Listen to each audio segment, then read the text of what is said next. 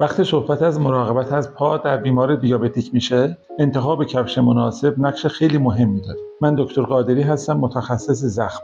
در ادامه به چند نکته اشاره خواهم کرد. جنس کفش: بهتره کفش‌هایی رو انتخاب کنی که از چرم طبیعی و نرم ساخته شده باشن.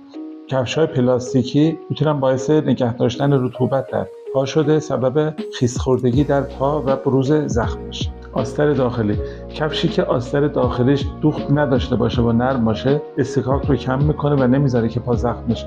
پس بهتره دنبال کفش‌هایی باشی که آستر داخلیش دوخت‌های زبر نداشته باشه. زیره کفش: زیره‌های سبک و منعطف موقع راه رفتن خیلی راحت ترن و فشار کمتری به پا وارد میکنن. بهتره زیره انتخاب بکنیم که ضد لغزش باشه تا احتمال سر خوردن و افتادن رو هم کم بکنه.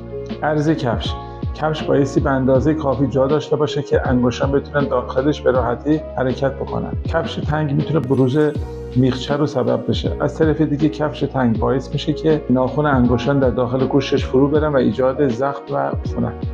عمق کفش: داخل کفش بایستی عمق کافی در نظر گرفته بشه که اگه بیمار دیابتی خواست کفی طبی استفاده کنه به راحتی در داخلش جا بگیره. بند یا چسب: بهتره کفشی انتخاب بکنی که بند یا چسب داشته باشه تا بتونی اندازه‌شو برای پای خودت تنظیم بکنی. محافظت از پا: برخی از بیماران دیابتیک دچار نوروپاتی یا اختلال حسی در پاشونن. بهتره کفش طوری طراحی بشه که حالت ضربه‌گیری داشته باشه تا از بروز تروما در پاشون پیشگیری بشه. بهترین زمان خرید کفش عصر هاست، چرا که در طول روز پاها کمی ورم کردن و اندازه واقعی خودشون در زمان عصر نشون میدن. و نکته مهم این که هنگام خریدن بهتره که هر دو کفش رو پامون بکنیم و اندکی تو مغازه راه بریم تا ببینیم اگه فشاری از طرف کفش به پامون اعمال میشه همونجا تشخیص داده بشه و عوض بشه. و اما نکته آخر: بیماران دیابتی مراقبت از پا رو جدی بگیرید. سابسکرایب فراموش نشه.